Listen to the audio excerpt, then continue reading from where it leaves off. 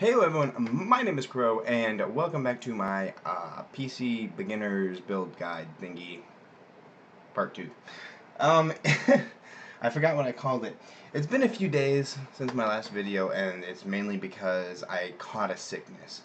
Still kind of feeling it, still under cough medicine's effects. Hopefully by tomorrow it'll be fine, but I wanted to do these videos a lot quicker. And since I was not able to get them out as quickly as I had wanted to, what I'm going to do is I'm going to do two parts in this single video. I'm going to be doing the motherboard and the RAM, which, quite frankly, are two parts that belong together. You could easily say that the motherboard and the processor also belong together, and I would have fit that in here, except the processor that I ordered was supposed to be here today because I ordered 2-day shipping, and it got delayed, and it's not going to be here for a couple more days. So I don't have the processor yet, unfortunately. But we are going to talk about these particular parts here. Now, first thing to take into consideration is that this is what RAM looks like.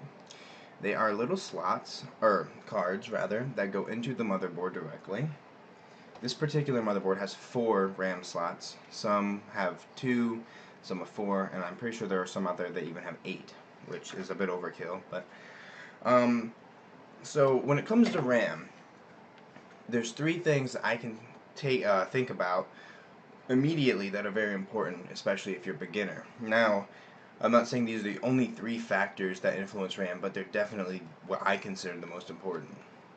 So let's talk about the first and most obvious thing when it comes to RAM, and that is the RAM size, or the RAM amount. In this particular case, I have 2 sticks of RAM. Each of these sticks are 8 gigabytes. I'm going to be gaming with my computer. If you're not looking to game with your computer, or even if you're just doing casual or like competitive titles like League of Legends, CSGO, Dota, stuff along those lines, you don't really need more than 8. Now, you can get more than 8, like say if you play those games but you also are interested in playing AAA titles and such, then 16 is probably the way to go. If you're thinking about touching higher end games and you're spending over $1,000 on your computer, undoubtedly you're going to have at least 8 gigs of RAM. 16 gigs of RAM. 32 is the next step, and it's really overkill. There's no point in having 32 gigs of RAM in this day and age. There may be a few, like asterisk, there may be a few reasons why you might actually be able to make use of 32 gigs of RAM. But once again, if you do need 32 gigs of RAM, you probably already know who you are. It is an incredibly small percentage. Gaming, being an incredibly intensive task, does not need 32 gigs of RAM today. In fact, it hardly even needs 16. 16 gigs is just now becoming like where you need to be for gaming. High-end gaming anyway. So that's pretty much the down low about the size. If you're just using your computer for basic tasks, you don't really need even 8 gigs. You could probably even make it with 4. Just get 2 times 2 gigabyte RAM cards, or sticks rather, and you'd probably be fine with that. So you can get along with 8 if you're not looking to play. Like say if you were spending maybe $600 on your computer in total, you may be able to slide by with 8 gigs of RAM. Just get 2 times 4 gigabyte sticks, and you could do that if you wanted. We'll go ahead and take the RAM out of the package real quick, just to kind of show you. If I can do this without throwing it everywhere.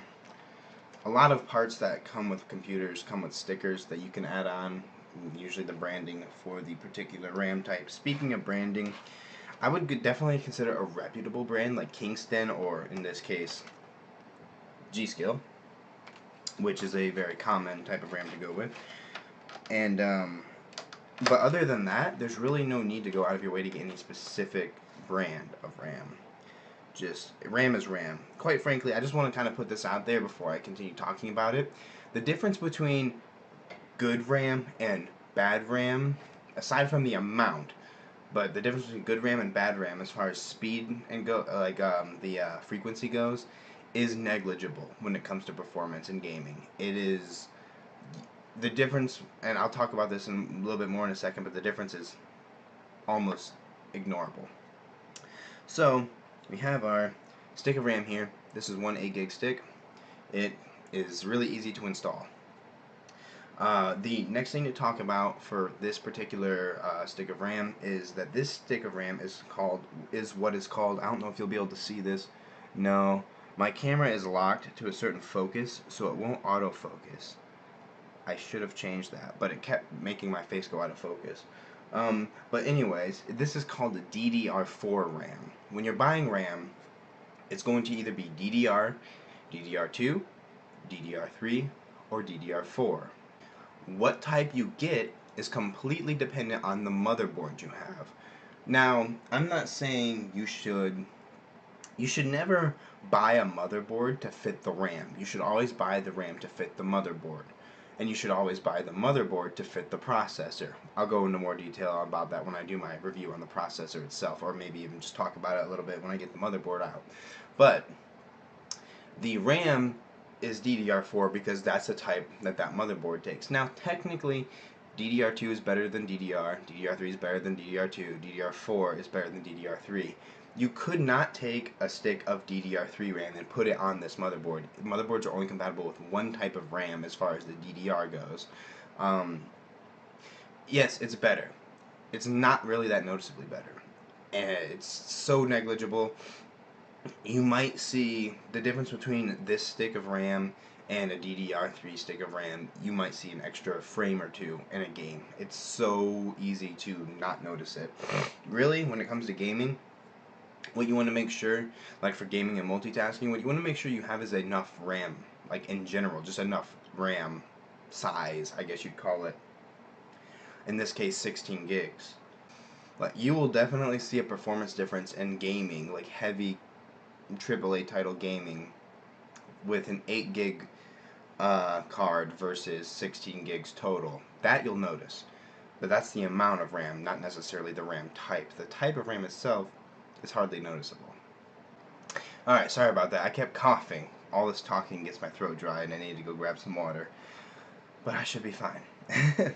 Anyways, the type of RAM you get ultimately is going to depend on the type of processor you get, because the type of processor you get should change the type of motherboard you get.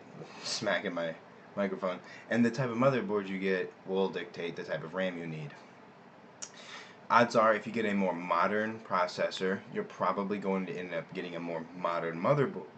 Excuse me. A more modern motherboard.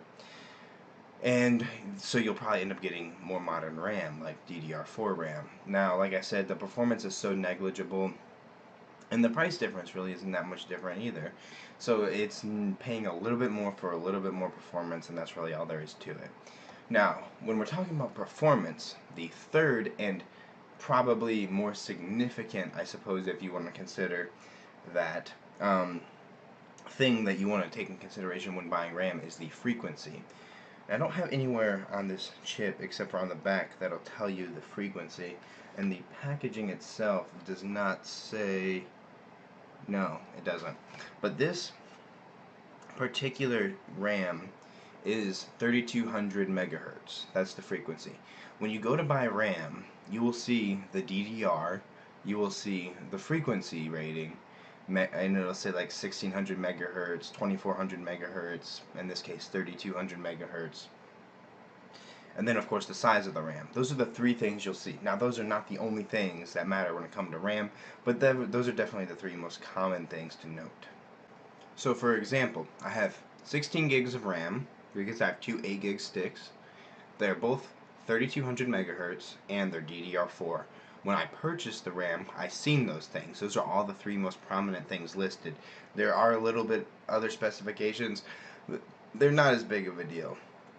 Quite frankly, even these particular things are not that big of a deal.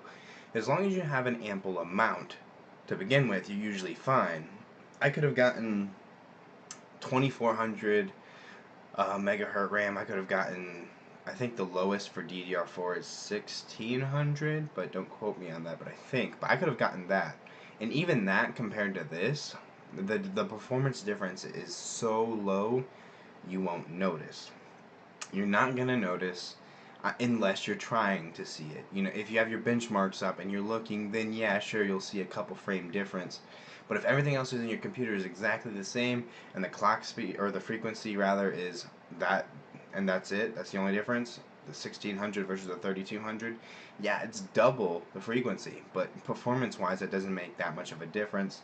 Most parts that go into your computer do not make a huge impact on their own. It is a collaborative um, thing where all the parts come together and they make the performance of the computer. It's not just one part.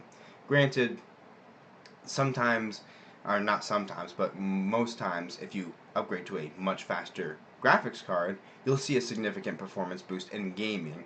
But other than that, there's really no performance changes just from changing one thing, like as small as a stick of RAM.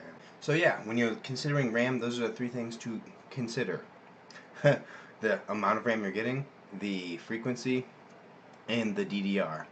Like I said, the motherboard is only compatible with certain types of DDR. So when you're buying the motherboard, it'll tell you what type of DDR it's compatible with. Once again, you can use a website that I used to use called pcpartpicker.com. When you choose the motherboard that you go with, after you choose the processor, because that should be your starting point, then you will be, when you go to choose your RAM, you will be given the options that are compatible with the motherboard that you've chosen. So that way you can't mess up and accidentally buy the wrong RAM. Because like I said, if you get DDR3, DDR2, or just regular DDR RAM and you try to put it into this motherboard, it just wouldn't go. It's not compatible. Well, that's all I really have to say about the RAM. The RAM is definitely, it's important. Definitely important. I'm not going to sit here and say that any parts of these computers are unimportant, because they're all important. But yes, the RAM is incredibly important, especially the amount of RAM you have.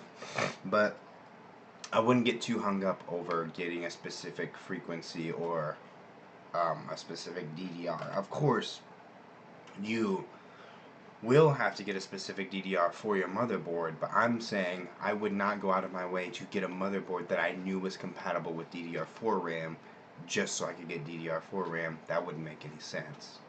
Alright, so I'm going to set that aside and we're going to talk about the other part, the motherboard. This particular motherboard is a Gigabyte AB350 gaming motherboard.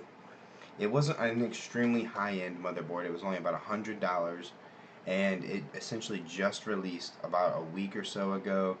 I pre-ordered it and I just got it in a few days back, and it's a relatively new motherboard, which you have to get, well, I have to get, for the processor that I purchased, which was the AMD Ryzen 7 chip.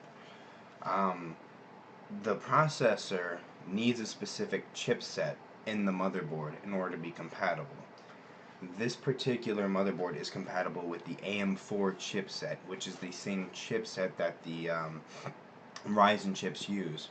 Now, you can't just choose any motherboard and any processor and pop it in there. It doesn't work like that. You have to make sure that they're compatible, and the easiest way to do that is when you're looking at the motherboard, look for the socket type, or I believe the socket type is the specification that you're looking for. So when you find a motherboard that you're looking for, you're going to want to look for what's called the CPU socket, or CPU socket type. It might say socket type, something like that. You're going to see something that's called, it says chipset, and the chipset's probably just going to be whatever that is for you. For me, it says AMD B350 chipset. And this is an AMD AB350 motherboard. Now you're not going to be able to see it, but right here it says CPU socket, and it says socket AM4. AM4 is the chip that I'm going to be using. Now when you go and buy the processor that you're wanting to buy, it will tell you what CPU type it is, the socket type it takes, or it uses rather. And you can get a motherboard that has a compatible socket type. Now, once again, you can go to PC Part Picker, choose the processor you want, and then when you go to choose a motherboard, it will automatically eliminate every motherboard that does not have that socket type. So you can't get something that is incompatible. Couldn't recommend this website more. But Obviously, for me, it was very simple because the chip just came out. The AMD Ryzen, as of today, is a very new chip, and this motherboard is a very new motherboard. And I knew the chip type was AM4, and I knew the motherboard was AM4, so I knew that they would be compatible. Now, one thing to note, I don't know how accurate this is, and I haven't like looked through the booklet yet and studied to get full detail. But I'm pretty sure somewhere on this motherboard, or I'm not sure where I seen it, but I believe it said that it only supported RAM up to 2666 megahertz. Now, if you remember, I told you that the frequency for the RAM that I have is 3200 megahertz. When I install the RAM on the motherboard, I'll see if that is true and it cannot support 3200 megahertz. But just a note to point this out, although I do recommend getting the highest RAM frequency for your motherboard, if your RAM frequency is higher than the maximum supported on the motherboard, it will still work. It just won't clock as high. That's all. So it'll be 3200 megahertz RAM, but if this motherboard does indeed restrict the RAM to be 2666 megahertz, like I think it might, then it'll just run at that. The RAM will just run at that. And like I said, the difference in clock speed is so negligible, it doesn't make me shed a tear. Yeah, it's something I should have noticed, and it's definitely something I overlooked when I bought the motherboard, but I'm not going to lose any sleep over it. It's a couple hundred megahertz shaved off of the RAM. You might see 1 frame per second difference in that. It's so insignificant. It's not even worth getting upset about. So let's go ahead and pop this sucker open. I'll definitely go into more detail about a lot more of the specifics of these parts when I do my computer build video, rather. This is the I/O shield cover. I'll explain what that's for.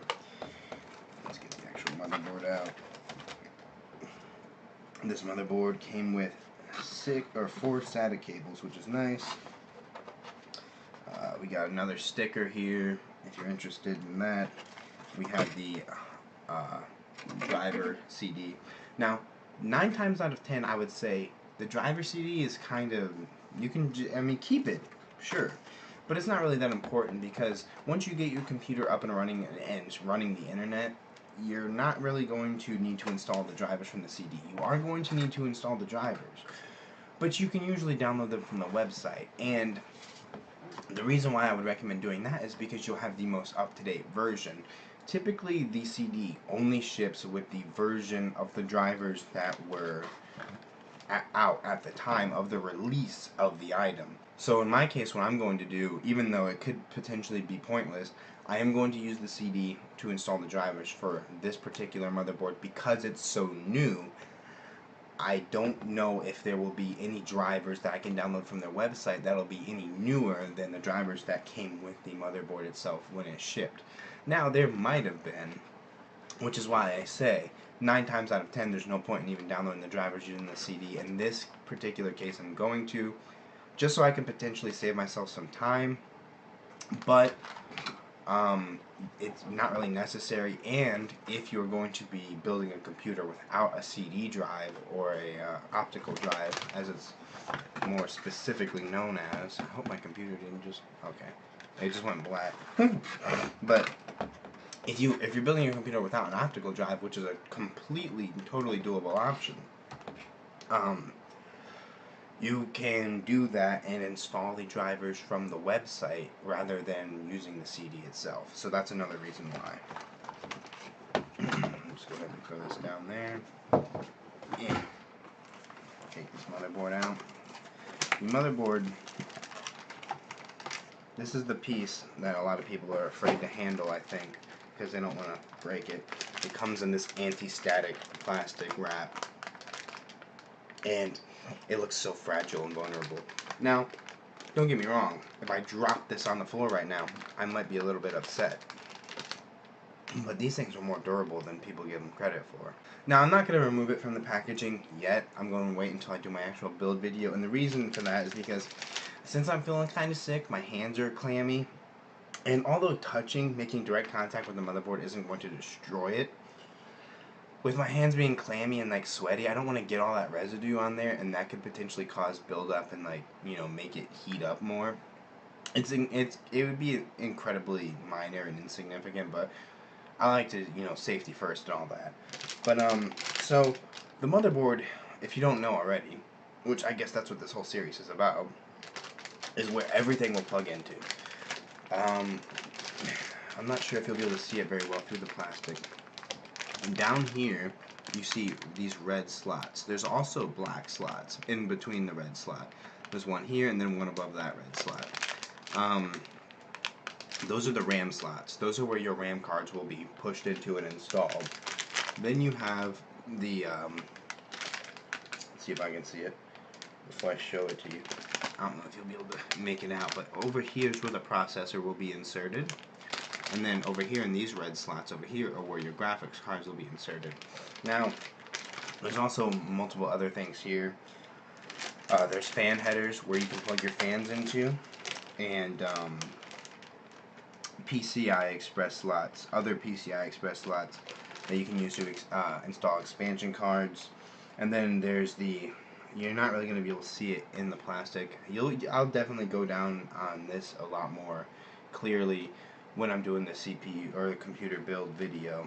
But there's a lot of extra slots down here where all your cables will plug into, like the cables from the front of the case, like the power connector, for example, or the USB connectors and stuff like that. Those all plug onto the motherboard. The power supply has a large, I showed you the 24-pin connector in my previous video, a large 24-pin connector that plugs in right here, and you can't really see it through the plastic because it's dark and it's black, and it's like right there, you don't see what I'm pointing at all. But the power supply plugs directly into that, and that powers everything on the motherboard. Now granted, you still will have an extra connector that you'll plug in up here near the processor. I know you can't see where I'm pointing, but just bear with me. It's up here near the processor, and that powers the processor, gives power to the processor, and then there's another connector that'll plug into the graphics card itself to give it its own source of power. And it's pretty much, this is where your hard drives will connect, your graphics card, your processor, and I will definitely show you that in greater detail when I actually do the computer build video, which hopefully will be within the next few days. Hopefully I get over this sickness. You may have been able to tell throughout the video that I'm feeling kind of my voice is a little bit and I've been coughing a little bit. I'm going to try and cut that out, and so you guys don't have to see that, because no one wants to watch me cough. But so yeah, that's the motherboard, and like I said, I will definitely give you a much better picture of what it looks like once I actually do the build. The only piece of information about the motherboard I really want to discuss is that you will be buying your motherboard for your processor. Make sure you keep that into consideration. Always buy your processor first. Do not buy a motherboard and then be forced to choose a specific processor for that motherboard, because then you'll be limited based on your choices. So if you were thinking, oh, I'll just go buy a $30, $40 motherboard, it's no big deal, that's not really a good idea, because if you do that, then you're going to be limited to very, very old processors. Now this motherboard right here was not the cream of the crop. This was a $110 motherboard. It's not uber expensive. It's one of the more cheap ones for this particular chipset. The only other thing besides chipset compatibility to consider when getting a motherboard is that some motherboards can overclock, whereas some motherboards cannot overclock. It will tell you. It is one of the main points, because so many people do it these days. It will tell you whether or not the motherboard will allow you to overclock. Now I can tell you right now, for the AM4 chipset, all B350 motherboards and all X370 motherboards will overclock completely fine. They are coming out with another board that supports the AM4 chipset that does not overclock. I don't remember what it's called, but that's just something to consider. If you're into overclocking, a B350 or an X370 will do it just fine on the AM4 chipset. You will need to go look at the individual motherboard that you're getting to see if it allows for overclocking or not. That is one thing that you will have to personally research yourself. Even if you go to PC Part Picker, like I've recommended, and compile the parts, you're still going to have to look at the motherboard manually to see if it allows overclocking. And other than that, and this is a feature that you'll see on a lot of motherboards, is because it has two graphics card slots, which means that you could hook up two graphics cards simultaneously. Now this is a lower end motherboard. A lot of lower end motherboards will support Crossfire, which is two AMD cards simultaneously. This motherboard does not support SLI, which is two NVIDIA graphics cards simultaneously. It's the same thing. One's NVIDIA, one's SLI, but cheaper motherboards usually will always support, or did I say one's NVIDIA, one's SLI? I'm all over the place. One's AMD, one's NVIDIA. That's what I meant to say. Most motherboards will have Crossfire support, which is two AMD cards, but if you're going with an NVIDIA card and you do want to have two of them in your computer, you're going to be paying a little bit more money than I paid for this, because you do have to get a more expensive motherboard if you want SLI compatibility. But if you are going to be doing that, you probably already know who you are, so you don't need to know any of this stuff. Well, that's about all she wrote, guys. I've got the RAM and the motherboard. I went over just the basics of what you might want to look for when you're getting these particular parts for your computer. As I said a few times already, when I actually do the computer part build video, I don't know why I keep saying computer part, the computer build video, I'm going to go into much more depth in all the different little aspects of the computer, because as I'm putting the parts together, I'm going to be like, okay, so this is what this is for, and this is what this does. There are going to be a lot of features for a lot of these different parts that I'm not going to be explaining because I'm not using them personally.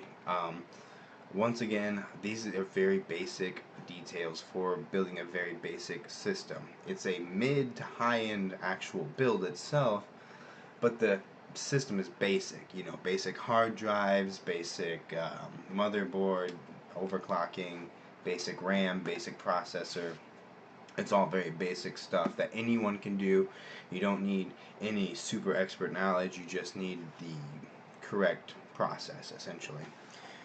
So, that is all for this particular video. I hope you guys enjoyed it. It is a very big pleasure to make this. My next video, I'm thinking, will probably be on my CPU cooler, and then I'll probably do my processor when that comes in another day or two, and then of course the graphics card as well. And then after that, I believe that's all I really need to go over until I do the actual computer build. Now, another thing that I'm probably not going to be doing a particular video on is the hard drives that I'm going to be putting into it. And the main reason for that is because a hard drive is a hard drive. We all know what hard drives do. Now, there are differences between types of hard drives, like hard drives and solid state drives, and then there's even M.2 solid state drives, but I will touch on that briefly in my build video. It doesn't need a dedicated video from me. You can definitely find the difference between a hard drive and a solid state drive anywhere else on the internet. It would literally take them maybe 30 seconds to explain the difference. It's very minute. But anyways, let me just wipe all that out. I hope you guys enjoyed this video. I appreciate you all watching, and I hope you guys are looking forward to my next video for the water cooler that I'm going to be putting into this computer.